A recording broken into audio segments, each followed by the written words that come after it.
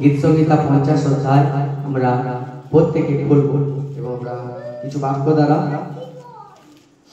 প্রভু বাক্য থেকে আমরা শিখবো যে দান দশমাংশ যখন আমরা প্রভুর রাজ্যে দিই, দান দশমাংশ আমি দিয়ে দিলাম, দান দশমাংশ সেখানে আমার সমস্ত কাজ শেষ হয়ে গেল এবং তার কোনো মহত্ব নেই, তার কোনো গুরুত্ব নেই। কি হবে দান দশমাংশ দিলে এই সমস্ত কিছু বিষয়ে আমাদের নলেজ থাকতে হবে। Reason, hallelujah.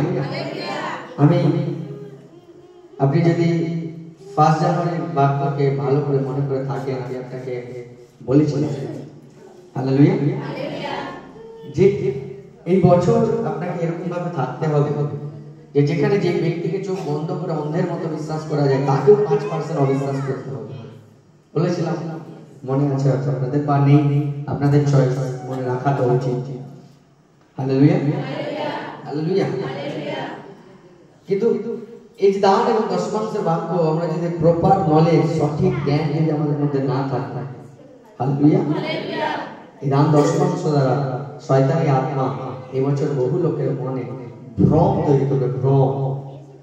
আমি আগের দিনও যখন প্রার্থনা করছিলাম, স্পেশালি পরমেশ্বর আত্মা আমাকে দেখেছে, তাই জন্য আজকে আপনারা দেখেছেন আমি স্তুতি আরাধনা একটু করেছি, যাতে আমি এটাকে একটু দান দশমাংশ বিষয়ে কিছু জিনিস আপনাকে শেখাতে চাইছি। Hallelujah hallelujah. এটা আপনারা জানা উচিত। হালেলুয়া। অনেক ব্যক্তি এরকম বলে, বাইবেলে লেখা আছে পরমেশ্বর আনন্দ হৃদয় দেয়া লোকেদেরকে ভালোবাসে, তো দান দশমাংশ দেওয়ার কি প্রয়োজন? আমি আনন্দ হৃদয়ে 10 টাকা দেবো, আমার দশমাংশ হয় 10,000 টাকা, ছেড়ে দাও 10,000 টাকা। প্রভু তো এটাও বলেছে যে আনন্দ হৃদয়ে দেয়া লোকেদেরকে ভালোবাসে, সুতরাং আমি আনন্দ হৃদয়ে 10 টাকা দিই। দেখুন, বছর কেক কাটা ছেঁড়া করা হয় এবং শয়তান সেই বাক্য দ্বারাই আমাদেরকে প্রলোভিত করে, যেমন প্রভু যিশুকে করেছিলেন। আপনারা জানেন, প্রভু যিশুকে বলছে এখান থেকে ঝাঁপ দিয়ে দাও, কারণ সে বলেছে তার স্বর্গদূতকে পাঠাবে, হাতে করে তুলে নেবে, তোমার পায়ে উঁচুট লাগতে দেবে না। তখন প্রভু যিশু রিপ্লাই দিচ্ছে, অবশ্যই লেখা আছে, কিন্তু তার সাথে তো এটাও লেখা আছে যে তুমি তোমার ঈশ্বরের পরীক্ষা করো। আমি যদি না জেনে পড়ে যেতাম ঠিক আছে, কিন্তু জেনে বুঝে আমি ঝাঁপ দিয়ে দেবো, প্রভু যিশু পরমেশ্বর আমাকে বাঁচাবে বলেছে। তারপরে শুনুন, শয়তান কিন্তু আপনাকে কখনোই বাইরের কিছু দিয়ে ভ্রম তৈরি করবে না, আপনাকে প্রভুর বাক্য দ্বারা ভ্রম তৈরি করবে। যখন মেবি আমি আপনাকে এক্সাম্পল দিয়ে বোঝাতে পারি, ভালোভাবে যদি ভালো মনোযোগপূর্বক শুনুন, ভালোভাবে শুনুন। হালেলুয়া। আপনি সাপোজ ধরুন আপনার ইনকাম মাসে 1 লক্ষ টাকা, তো আপনার দশমাংশ হয় 10,000 টাকা। কিন্তু দেখা যাচ্ছে সেই মাসে আপনি একটা বড় জমি কিনতে চলেছেন, যে জমির দাম 2 কোটি টাকা, তো প্রচুর টাকা খরচ। তো সুতরাং সেই মাসের জন্য শয়তানি আত্মা আসে আপনাকে বলতে কি যে এই মাসে তো প্রচুর খরচ, প্রভু তো এটা বলেছেন আনন্দ হৃদয়ে যেটা দিবে সেটা প্রভু স্বীকার করে নেবে। তো যেহেতু এই মাসে 2 কোটি টাকা প্লাস রেজিস্ট্রি খরচা প্লাস সমস্ত কিছু অনেক খরচা, তো খুশি মনে যা হোক দাও, এই মাসটা দশমাংশ নাই দিলে দোষ তো লাগছে না, কারণ আমি বাক্য পালন করছি, বাক্যে লেখা আছে আনন্দ হৃদয়ে দেওয়া যাবে। শয়তান আমাকে প্রভুর বাক্য দ্বারা ভ্রম তৈরি করলো এবং আমি সেই প্রলোভনে পা দিলাম। আমি দশমাংশ থেকে পেছিয়ে খুশি হৃদয়ে আমার 10,000 টাকা দশমাংশের জায়গায় আমি 1,000 টাকা দশমাংশ দিলাম। কি বাক্য মাথায় আছে? প্রভু বলেছে আনন্দ হৃদয় দেয়া লোকেদেরকে আমি ভালোবাসি, আমি আনন্দ হৃদয় দিয়েছি। ফাইনালি রেজিস্ট্রি দেখা যায়, যদি রেজিস্ট্রি যার জন্য আমি কিনছি সেই ব্যক্তি মারা যায়, তার মারা যাওয়ার কথা নয়, আমার রেজিস্ট্রি আটকে যায়। পরবর্তীকালে যখন ডেট বের করতে যাই, তখন তার ছেলেরা বলে আমরা এই জমি এখন আর বিক্রি করবো না,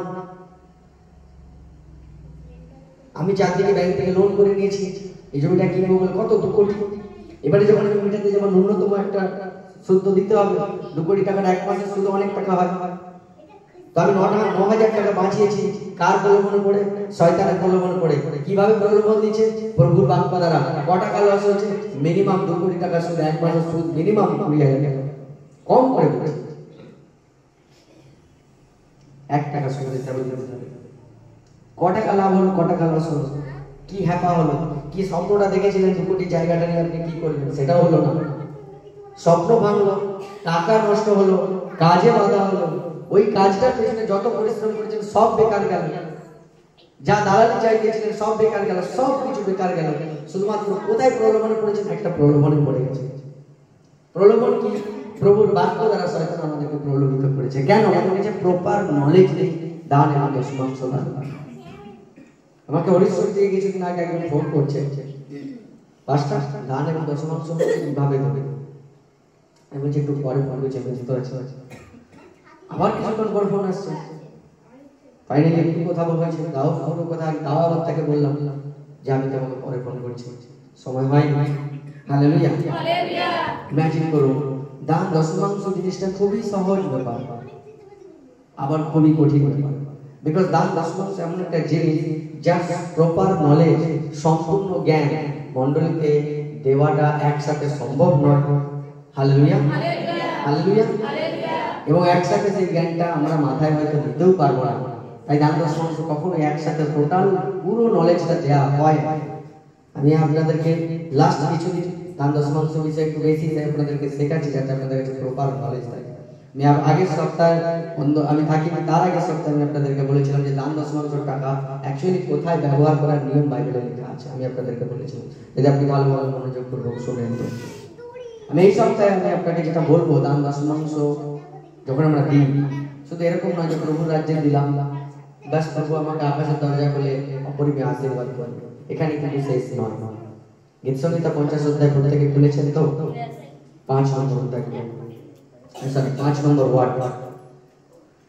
আমি হালেলুয়া, প্রথমে আমি চলিত ভাষার ট্রান্সলেশনে একটু শুনবো। 50 অধ্যায় 5 নম্বর ওয়ার্ড আমরা শুনবো। চলিত ভাষায় কি লেখা আছে, তারপর সাধু ভাষা আমাদের কাছে আছে। তিনি বলেছেন, আমার একনিষ্ঠ ভক্তবৃন্দকে একত্র করো আমার কাছে, যারা বলিদানের অনুষ্ঠানে স্থাপন করেছে সন্ধি চুক্তি আমার সঙ্গে। হালেলুয়া, বলছে আমার উপর বিশ্বাস করা, আমার উপর ভরসা করা, আমার সাধুগণ, ঠিক আছে? সাধুগণ মানে অ্যাকচুয়ালি আজকে তো ভণ্ড সাধু প্রচুর বেরিয়েছে, কিন্তু পরমেশ্বর অ্যাকচুয়ালি সাধু কাদেরকে বলে যে ধার্মিকের আরেকটা ভাষা হচ্ছে সাধু তারা যারা নিজেদেরকে জগতের সমস্ত অপবিত্রতা পাপ থেকে নিজেদেরকে আলাদা করে সেপারেট, একদম নির্জন একাকী ভাবে জীবনযাপন করে, এরকম ব্যক্তিদেরকে সাধু বলা হয়। আজকে তো ভণ্ড সাধু বেরিয়েছে, তারা কিছুদিন একাকী থেকে সাধুর টাইটেলটা নেয়, তারপরে আসে অসাধুগিরি করে। টাইটেলটা নেওয়ার জন্য একাকী থাকে, পাহাড় পর্বতে গিয়ে কিছুদিন, যখন বেরিয়ে আসে সাধুর টাইটেলটা পেয়ে যায়, এবারে অসাধুগিরিটা করে। প্রভু এরকম সাধুদেরকে বলছে যারা, যাদের বলিদান, যাদের দেওয়া, যাদের বলিদান দ্বারা আমার সাথে নিয়মের একটা চুক্তি স্বাক্ষর করেছে, সেটা লেখা আছে সন্ধি চুক্তি করেছে। দান এবং দশমাংশ দেওয়া, প্রভুর রাজ্যের জন্য কিছু বলিদান দেওয়া দ্বারা পরমেশ্বরের সাথে নিয়ম হয়, একটা চুক্তি হয়, একটা আমি আপনাকে কি বলতে চাইছি, যে যখন দেখবেন দেশ অন্য দেশের সাথে চুক্তি করে, ব্যবসায়িক চুক্তি করে, তুমি আমাকে এটা দিলে আমি তোমাকে এটা দেবো, তুমি এভাবে আমাকে হেল্প করো আমি তোমাকে এইভাবে হেল্প করবো। কারণ দান দশমাংশ দিলাম প্রভু আমাকে দিবে এরকম নয়। যেই মুহূর্তে আমরা আমাদের দান দশমাংশ, আমাদের বলিদান পরমেশ্বরের রাজ্যে উৎসর্গ করতে থাকি প্রতি সপ্তাহে, আমরা পরমেশ্বরের সাথে প্রতি সপ্তাহে আমাদের যে নিয়ম, তার সাথে আমরা যে চুক্তি স্বাক্ষর করেছি, সেই চুক্তিকে রিনিউ করি। কি চুক্তি? আমি আমার দান এবং দশমাংশ প্রভুর ঘরে নিয়ে আসবো, আর পরমেশ্বর তার স্বর্গের দরজা খুলে অপরিমেয় আশীর্বাদ আমাকে দেবে। এটা হচ্ছে চুক্তি। আর রিনিউ কখন হচ্ছে? প্রত্যেক সপ্তাহে যখন আমি আমার বলিদান নিয়ে পরমেশ্বরের ঘরে আসছি। বুঝতে পারছেন কি বলছি? তারপরে দান দশমাংশ কিন্তু এটা নয় যে দান দশমাংশ দিলাম ব্যাস হয়ে গেল, প্রভুর রাজ্যে কাজ হচ্ছে, ঠিক আছে। কিন্তু দান দশমাংশ হলো ঈশ্বরের সাথে একটা নিয়ম, চুক্তি স্বাক্ষর করা, দ্যাট মিন্স সাইন, সিগনেচার। যে মুহূর্তে আমরা দান দশমাংশ দিই, আমরা সেই চুক্তিতে সই করলাম। কি সই? যে আমি আমার দান দশমাংশ তোমার ঘরে দেবো, তুমি তোমার স্বর্গের দরজা খুলে আমাকে অপরিমেয় আশীর্বাদ দেবে। এটা হচ্ছে চুক্তি। বাইবেলের বাক্য হচ্ছে সেই চুক্তির শর্ত। যখন আমি সেটাকে পালন করছি, সেই চুক্তিতে সই করছি, যে আমি এগ্রি আছি। মালাকি 3:10 আমি যদি পড়ি, কি লেখা আছে? যে দান এবং দশমাংশ কার? সদা প্রভু, আমাদের নয়, আমাদের ওটা নয়। দান ও দশমাংশ কার? পরমেশ্বরের। তারপরে সেটা হচ্ছে শর্ত, সেই চুক্তির শর্ত। যেই মুহূর্তে আমি সেটাকে পালন করলাম, যে ঠিক আছে প্রভু দান দশমাংশ যখন তোমার, আমি যাব এবং আমার দান এবং দশমাংশ প্রভুর ঘরে দেবো। যেই মুহূর্তে দিলাম, আমি কি করলাম? চুক্তি স্বাক্ষর করে দিলাম, হ্যাঁ প্রভু আমি এগ্রি আছি। আমি একমত আছি তোমার চুক্তি, তোমার নিয়মের সাথে, তোমার শর্তের সাথে। তাই দান দশমাংশ যখন আমরা প্রতি সপ্তাহে প্রতিনিয়ত সঠিকভাবে দিই, তখন কি পরমেশ্বরের সাথে আমি একটা চুক্তি করি, এবং চুক্তিতে আমি সহমত দিই যে প্রভু আমার মত আছে যে তুমি বলেছো দান দশমাংশ, যা দশমাংশ হবে সব তোমার, আর যা আকাশের দরজাগুলি যদি আমি দিই তাহলে আশীর্বাদ আমার একমত, আমি একমত আছি প্রভু তোমার সাথে। যখন আমরা এটা করিনি, আমরা সঠিকভাবে দান এবং দশমাংশ দিই, তখন কি হয়? আমরা চুক্তিতে আছি, কিন্তু সই করি। প্রত্যেক সপ্তাহে পরমেশ্বর তার সেবক পাস্টারের মুখে তারা দশমাংশের বচন বলে, কিন্তু যখন আমি সঠিকভাবে বিশ্বাসের সাথে সেটাতে পা দিইনি, আমি সই করি। এটা ঠিক এটা হয় যে একটা দেশ অন্য দেশে তার একটা দূত পাঠাচ্ছে, বলছে এই চুক্তি তোমরা কি করতে চাও, যদি করো তাহলে আমি তোমাকে এইভাবে হেল্প করতে পারি, তুমি আমাকে যদি এইগুলো করো। সেই দেশ শুনে আর বলছে ঠিক আছে ভেবে দেখবো, সে চলে আসে। আবার পরের সপ্তাহে যায়, শোনে ঠিক আছে ভেবে দেখবো, আবার পরের সপ্তাহে যায়, ঠিক আছে ভেবে দেখবো, ঠিক আছে ভেবে দেখবো, ঠিক আছে ভেবে দেখবো, এইভাবেই চলতে থাকে। এবং এইভাবে আমরা বুঝতে পারি না যে আমরা আশীর্বাদ থেকে বঞ্চিত হয়ে যাই। আমরা চুক্তিতে সই করি। সন্ধি চুক্তি তখন হয় যখন দুপক্ষ সই করে। একদিন এক পরমেশ্বরের সেবক প্রার্থনা করতে করতে আত্মাতে সে স্বর্গে যায়, এবং স্বর্গে যাওয়ার পর পরমেশ্বর তাকে জিজ্ঞাসা করে তুমি কি চাই? সে বলছে এটা চাই যে যা কিছু তোমার লোকের জন্য প্রার্থনা করো, প্রভু যেন সেই প্রার্থনা উত্তর তুমি দাও। বলছে ঠিক আছে, এই নাও পেন, আর এই জায়গাটায় লিখো। সে তখন ওটা লিখেছে, লেখার পর বলছে আমার দিকে বাড়িয়ে দাও। সে বাড়িয়ে দিয়েছে এবং পরমেশ্বর তাতে সই করেছে। এবার তার দিকে বাড়িয়ে দিয়েছে, বলছে তুমি এবার এত সই করো। সে সই করেছে, বলছে এটা আমার কাছে, আমার সিংহাসনের পাশে সর্বদা থাকবে। যতবার তুমি প্রার্থনা করবে এই চুক্তিটা আমি দেখবো আর তোমার প্রার্থনা উত্তর দেবো। স্বর্গ সেম সিস্টেম কাজ হয়, আর সে আর অন্য কেউ নয়। ডিজিএস দিনা করেন, ফলদিনা করেন বাবা। Hallelujah, hallelujah. আপনি ভাবছেন হয়তো স্বর্গ আছে, আদৌ এরকম আদৌ হয়েছে? হ্যাঁ হয়েছে, একদম সত্যি কথা। ইমাজিন করুন, স্বর্গে একজন পাস্টারের প্রার্থনার উত্তর দিতে গেলে যদি চুক্তি দেখে প্রভু প্রার্থনার উত্তর দেন, তাহলে আজকে আমরা দান এবং দশমাংশ যখন দিই, আমি আপনাকে বলছি আপনি স্বর্গীয় একটা বড় আশীর্বাদের চুক্তি যেটা প্রভু আমাদের সাথে করতে চায়, এই চুক্তিতে সই করুন। তাই ভ্রমিত হবেন না। Hallelujah, hallelujah, hallelujah, hallelujah. একজন ব্যক্তি খুশি হৃদয়ে প্রভুর রাজ্যে দিতে পারে এটা কার জন্য? যে প্রথমবার প্রার্থনা এসেছে, সে জানি না দশমাংশ বিষয়। কিন্তু যখন আমি প্রভুকে জানি, প্রভুকে চিনি, এবং প্রতিনিয়ত আমি প্রভুর কাছে বড় বড় আশীর্বাদকে চাইছি, আমি দেখতে পাচ্ছি আমি পাচ্ছি না, কিন্তু বুঝতে পারছি আমি কেন পাচ্ছি। এমন কিছু নেই যেটা প্রভু যিশুর নামে পাওয়া যায় না। আমি আপনাকে আবার বলছি, এমন কিছু নেই যেটা প্রভু যিশুর নামে পাওয়া যায় না। সব পাওয়া যায় যিশুর নাম কখনো ফেল হয় না, আজ পর্যন্ত হয়নি, আর কখনো হবে না। শুধু কথা হচ্ছে আপনি যদি নিয়মের মধ্যে থাকেন তবে নিয়ম কাজ হবে, নিয়মের বাইরে থাকলে কি করে কাজ হবে? আর নিয়ম বলছে এটা, তুমি তোমার দান ও দশমাংশ আমার ভান্ডারে নিয়ে এসো, আর আমি আমার আকাশের দরজা খুলে তোমাকে অপরিমেয় আশীর্বাদ দিই কি না এই বিষয়ে আমার পরীক্ষা করো। এটা নিয়ম। এবারে নিয়মে আমার সই কি? হ্যাঁ প্রভু ঠিক আছে, আমার মত আছে, আমি আমার দশমাংশ নিয়ে এসেছি, এটা আমি দিলাম। আমি অপেক্ষা করবো স্বর্গের দরজা খুলছে না খুলছে কি দেখবো। প্রথম জিনিস, দান দশমাংশ কে হালকা ভাবে নেবেন না। এটা আপনার স্বর্গীয় আশীর্বাদে পাওয়ার একটা বড় চুক্তি। যখন আপনি দেন, আপনি চুক্তিতে সই করেন। Hallelujah, hallelujah, hallelujah, hallelujah. না 8 নম্বর ওয়ার্ড, 8 কি লেখা আছে? চলুন গল্প পড়ো। আমার উদ্দেশ্যে বলিদানের জন্য তোমাদের ভর্ৎসনা করব না আমি, নিত্য নিয়ত আমার কাছে তোমার নিবেদন করেছো বলি। আমি আপনাকে সাধু ভাষায় পড়ি, এটা একটু কঠিন হচ্ছে। Hallelujah, hallelujah. আমি তোমার বলিদান সকলের বিষয়ে তোমাকে ভর্ৎসনা করিব না, তোমার হোম বলি সকল সত আমার। আমি আপনাকে বলেছি চুক্তিপত্র কোথায় থাকবে? পরমেশ্বরের কাছে। চুক্তিপত্র কি? আপনি দান দশমাংশ, আপনার বলিদান, আপনার ভেট উপহার যা কিছু দিচ্ছেন কোথায় থাকবে বলেছে পরমেশ্বর? আমার চোখের সামনে। বলছি যা কিছু তুমি বলিদান আমাকে করবে তার জন্য আমি তোমাকে কখনোই ভর্ৎসনা করবো না, মানে তোমাকে কখনো অপমান করবো না যে তোমার অ্যামাউন্ট কম হচ্ছে। শুধু আমি দেখবো তুমি সঠিকভাবে দিচ্ছ কিনা। তাই অ্যামাউন্টের পেছনে যাবেন না, একজন ব্যক্তি দশমাংশ 10 টাকা হতে পারে, একজন ব্যক্তির 10 লক্ষ টাকা হতে পারে। পরমেশ্বর অ্যামাউন্টে যায় না, পরমেশ্বর চায় দেখে যে আমি নিয়ম মেনটেন করছি কিনা। আমার 10 টাকা যদি হয় 10 টাকায় ঠিক আছে। সেজন্য পরমেশ্বর কি বলছে যে তুমি যে বলিদান আমাকে করো, যে দান দশমাংশ আমার ভান্ডারে নিয়ে আসো, তার জন্য আমি কখনো তোমাকে ছোট করবো না লোকের সামনে যে তুমি কম দিচ্ছ, তুমি বেশি দিচ্ছ। এই হিসাবে আমি আশীর্বাদ দিই। তুমি যা দেবে সেটা আমার সঙ্গে সর্বদা থাকবে। এটা নিয়ম চুক্তি, যেটা তুমি সই করলে দান দশমাংশ দিয়ে। বুঝতে পারছেন আমি কি বলছি? কখনো ভেবে দেখেছেন পরমেশ্বর বলছে যে আমি তোমার ছবিকে হাতে তালে রেখেছি যাতে আমি তোমাকে ভুলে না যাই? আপনাদের মনে হয় না যে পরমেশ্বর এমন কিছু নিয়ম তো বানিয়ে রেখেছি যাতে আমাদেরকে আশীর্বাদ করতে না ভুলে যায়?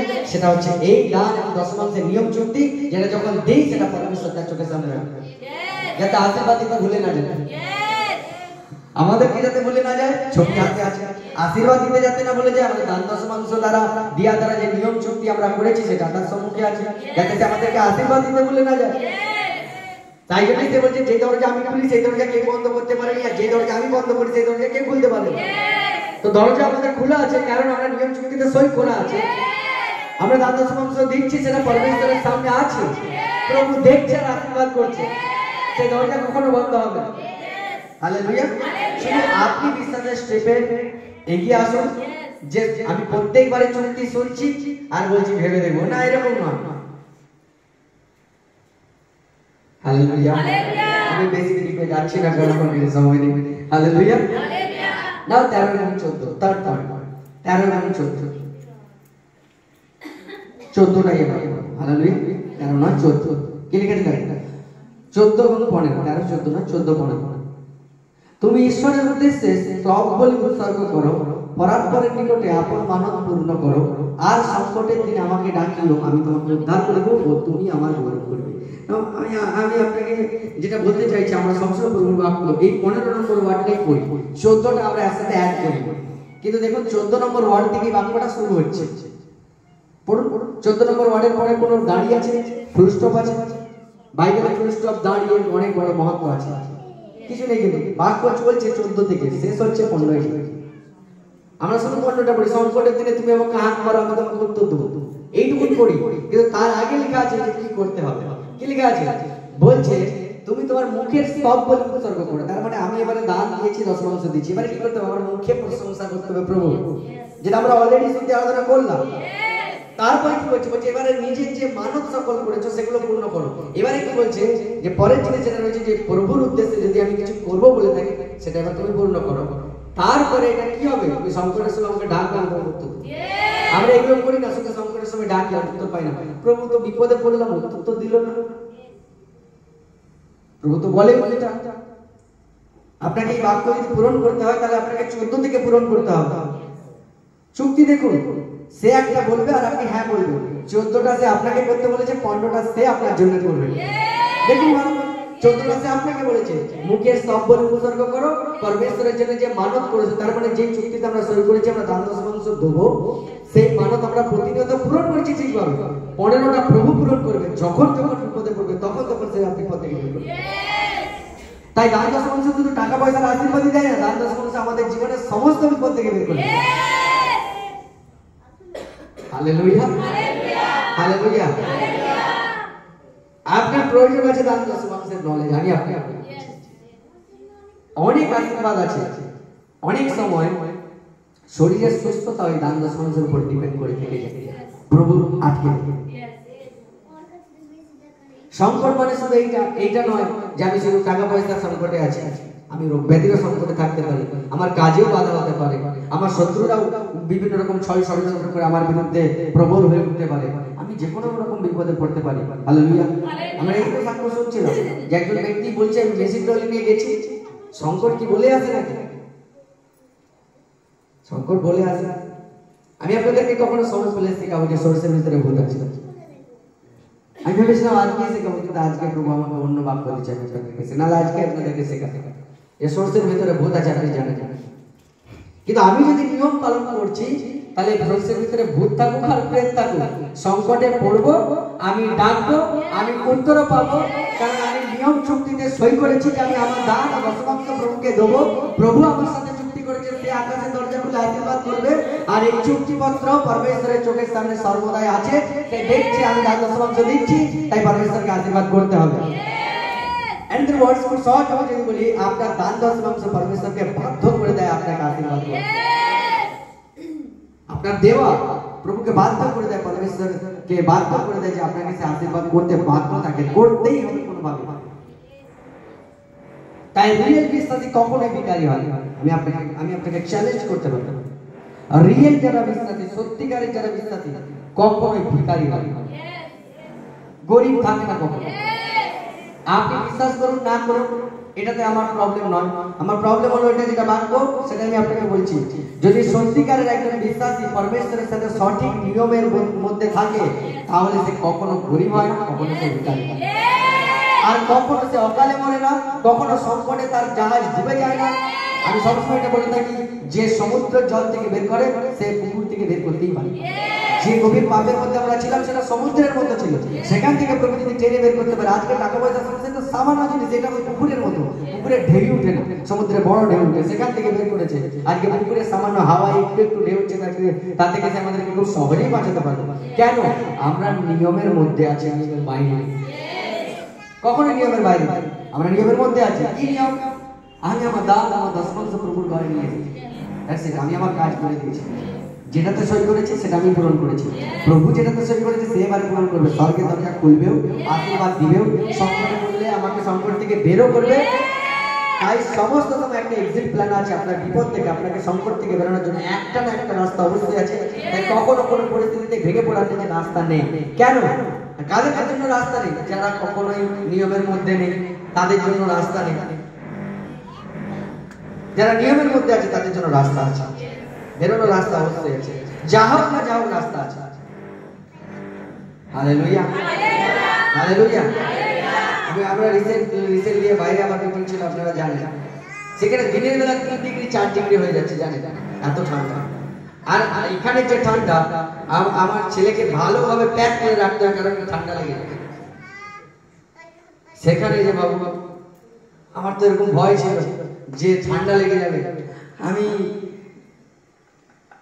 বিভিন্ন রকমের ওষুধ দিয়েছি, একটু কম সর্দির, একটু বেশি সর্দির, একটু কম কাশির, একটু বেশি কাশির, একটু শুকনো কাশির, একটু বসে যাওয়া কাশির, অ্যান্টিবায়োটিক, স্টেরয়েড, বিভিন্ন কিছু। টোটাল 1100 টাকার ওষুধ হয়েছে, আমি নিয়ে গেছি।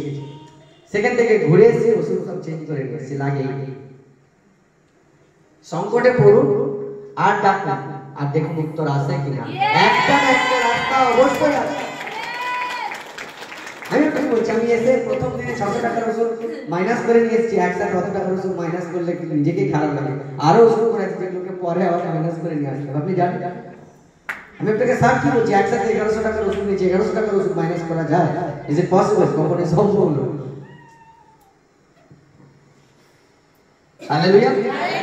ঘরকে আসার পরের দিনে দেখছি হ্যান্ডশেক হচ্ছে, সেখানে হ্যান্ডশেক করে। কারণ ঘরকে এসে আমি তো সাহায্য চাই না। কখনো কখনো রান্না করতে যে এই যে শাক কাটতে যে চোখে পড়ে গেছে, আমরা ভাবি শাক কাটতে তো প্রার্থনা করতে লাগে, যেটাতে আপনি অবহেলা দেন সেটাতেই বিপদে পড়ে। রান্না করতে করতে যে পুড়ে মরে যায়। দেখি কত বছর বিয়ে হয়েছে? বিয়ে হয়েছে 30 বছর। 30 বছর সে বিয়ের দিন থেকে সে হেসালের দায়িত্ব নিয়েছে, রান্না করতে করতে পুড়ে মরেছে। কেন? সে নিজের উপর বিশ্বাস করেছে আমি তো রান্না করতে পারি।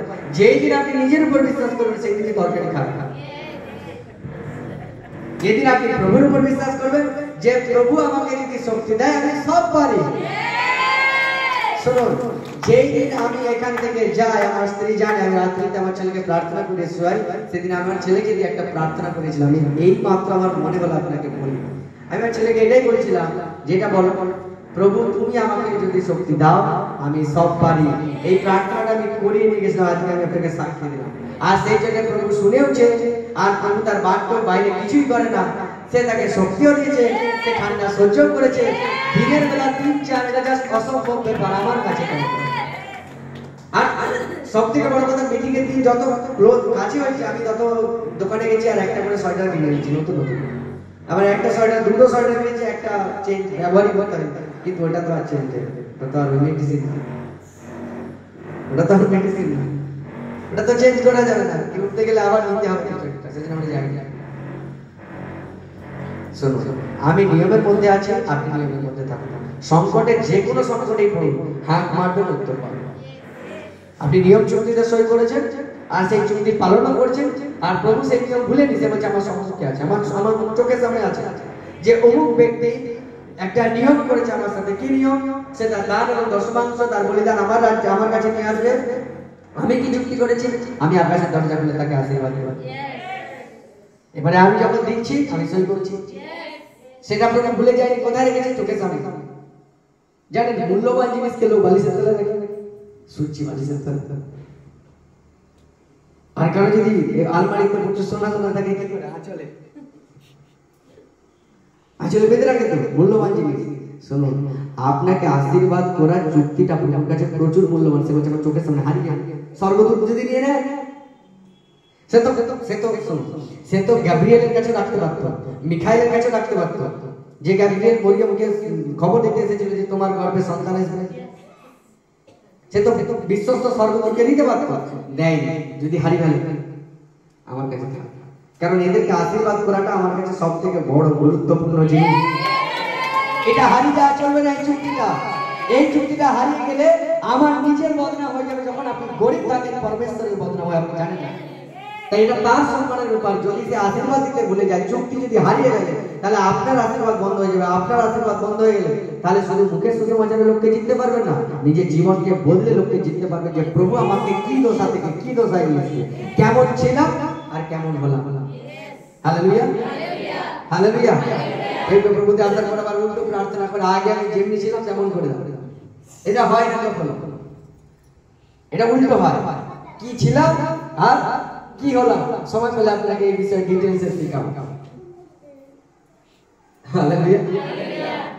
যে কখনো কখনো আমাদেরকে প্রভুকে বলতে হয়, প্রভু কি ছিলাম আর কি হলাম, কেন আমি নিয়মের মধ্যে আছি। হালেলুয়া। যখন আপনি নিয়মের মধ্যে আছেন, এই দাদা ভাই বলছিল 4 বছর রাজমিস্ত্রি কাজ করছে, মাইনে বাড়েনি। আপনাদের মনে হলো 50 টাকা মাইনে বেড়েছে। আপনি ক্যালকুলেশন করুন, 30 দিন 50 টাকা করে বেড়েছে। ভালোভাবে গুণ করুন, মাসে কত টাকা বেড়েছে। আগে কি ছিলাম, এখন কি হলাম, কেন আমি নিয়ম মেনেছি আর আমার চুক্তি পরমেশ্বরের সামনে আছে। 50 দিনে তো 30 মানে 1500 হয়, 1500 টাকা। হালেলুয়া। আমরা আমাদের দান এবং দশমাংশ প্রভুর ঘরে নিয়ে